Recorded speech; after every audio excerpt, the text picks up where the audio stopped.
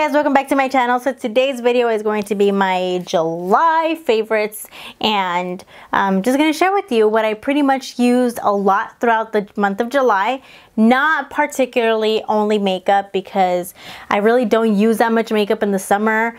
It's too hot to wear makeup and it's just gonna melt off my face, so why even bother? But I do have a few just random things, sort of workout related, skincare related, and what have you. So let's go ahead and get started. All right, so let's go ahead and get the makeup products out of the way, because it's literally like very few. I did just place an order on ColourPop, so hopefully next month I'll have a few more items to share with you guys. I'm trying out their new concealers, which just launched like yesterday, I think. So I bought them, and I got a few of their liquid lipsticks as well, because I have never tried them ever. So when they come in and I test them out for a while, then maybe hopefully they'll be my favorites if I like them. Concealer is like a big thing for me, because it's like the only thing I use when I do use makeup. So there's that. Of course, I'm going to share concealer with you guys, and it is the L'Oreal Infallible Pro Glow Concealer. And this is what I'm wearing today under my eyes and just pretty much everywhere else that I'm wearing makeup, which is my nose, chin. Anything that says glowy, luminous, moisturizing, I'm pretty much all about that life, because I have dry skin like no other.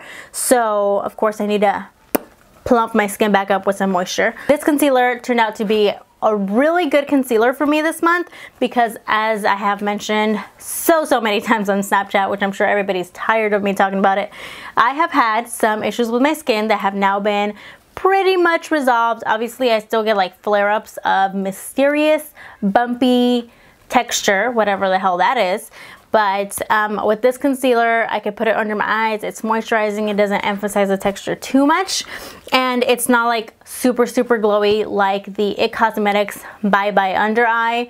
I don't have to powder it, because the IT Cosmetics one, although I love the coverage, I love the color, it is way too like glowy and tacky. I have to set that with a powder, which my skin is hating powders right now, and whenever I do put a powder on it, it'll flare up with all the little textured bumps. So I'm thinking it's talc or something along those lines that my skin is not liking.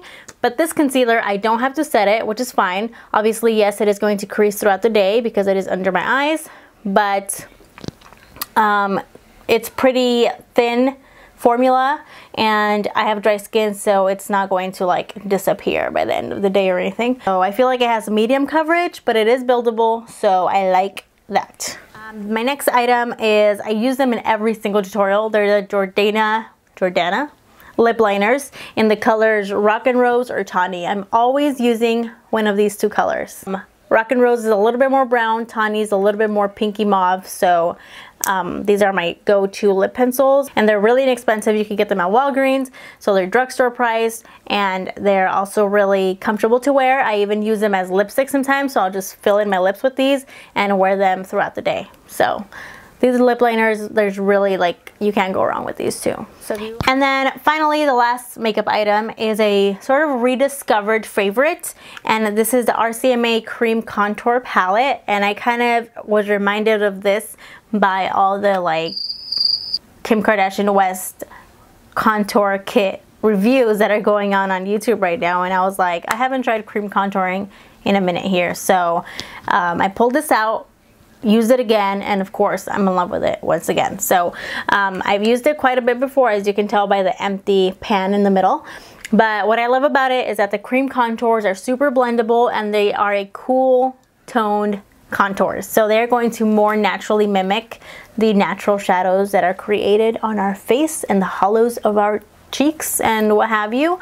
So it's not going to look like a orange line on our face. So I don't set this with a powder because I have dry skin, but you can just as easily put a powder contour over the top just to intensify it, or to set it if you have oily skin. So I have a few skincare items, and now that I'm looking at it, it's pretty much my entire skincare routine. So I'm not sure if I should just save these items for a skincare video.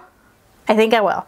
I think instead of sharing the items and my favorites here, I'll just make a skincare video, at least my current skincare routine, and I'll go a little bit more in depth on how I use these products and how they've helped my skin. But I do want to mention at least the one, which is VICKS VAPORUB. Literally, guys, I don't even know what I would do without this. So as you guys know, of course, here it comes again, I've been having some issues with my skin. I get random little textured bumps that I still to this day have no idea what it is. And I get them on my forehead and kind of like around my cheeks and chin area here. I was telling my parents about it. I was like, I'm so frustrated. I can't even wear makeup anymore, blah, blah, blah. And my dad said, just put some Vicks on it. And I kind of ignored his advice, of course, and I tried every other product on the market, spent so much money trying every single thing. And then, you know, like, you just get so tired of everything. I just saw the Vicks on my nightstand and I said, you know what, screw this. It's the last thing that I haven't used, so I might as well put it on my face. I literally put it on the spots where I've been like having the texture issues, and pretty much the next morning it was 80% better, guys. Like, I don't know what it is about Vicks that like helps it.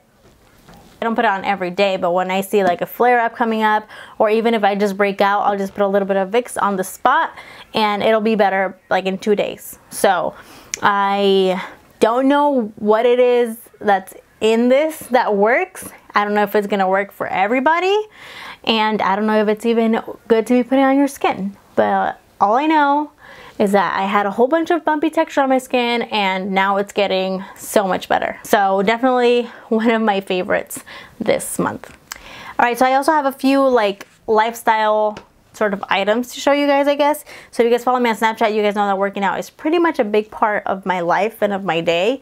I try to work out every single day except on the weekends because those are my rest days. And one of the most important things that I can tell anybody about working out is if you are like trying to grow your glutes or tone your glutes at all, I would suggest activating your glutes first. And for that, my favorite exercise involves this loop resistance band. And the way that I use this is kind of in a donkey kick type of form. I'm holding this side with my knee on one leg, and on the opposite leg I'm putting my foot in through here. I'm on all fours, mind you, and then you're kicking up at a 90-degree angle, and that is going to really use your glutes, and you have to squeeze at the top and then you'll really feel it. I do that for 20 reps, so 20 times, 20 kicks on each leg for 3 sets. So right leg, left leg would be 1 set, and you will really feel the burn and your glutes will wake up, be active, and you will notice them when you're doing like your squats or your hip thrusts, because they'll be like, you know, burning already and a little bit sore, and you will notice when you're squatting if you're using your glutes at all, or not really squatting, I would say more hip thrusts, if you're using your glutes, because you will feel the burn there as well. So activating your glutes, really important. The loop band is probably one of the best glute activation exercises that I have discovered and included in my routine pretty much every single day, even on arm day. If you're a beginner, I would say start off with the medium resistance, and if you're more advanced, I would say go with the heavy, which I'm actually gonna buy right when I'm done doing this video because I need the heavy one now. This one is way too easy for me. I'm not really feeling it anymore. I have to do like 35 reps to feel anything. So I'm moving up to the heavy one, which is, I believe, usually a black band.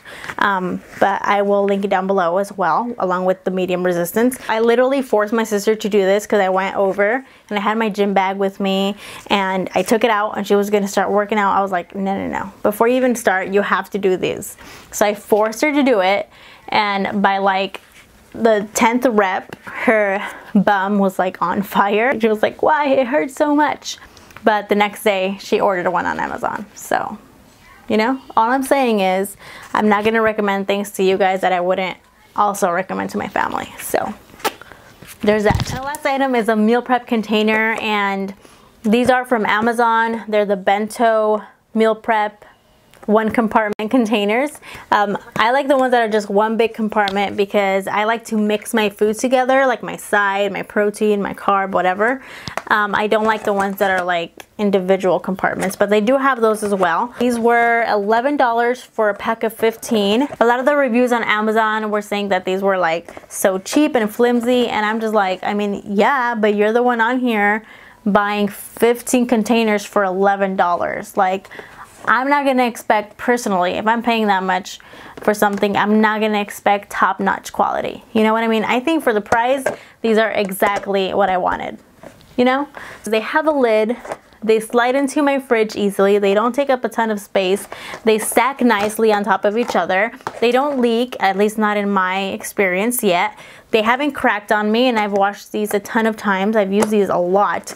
Put them in the freezer, they haven't cracked. I put them in the microwave, they haven't melted. So I have no complaints about these. I really like these. So if you're just starting out, like meal prepping, or kind of want to test it out but don't have the money to spend on like super expensive Tupperware containers, I think these are great. Also, containers with like lids and stuff, I'm expecting to lose the lid or the container entirely. It's not a question of if it's gonna happen, it's a question of when it's gonna happen.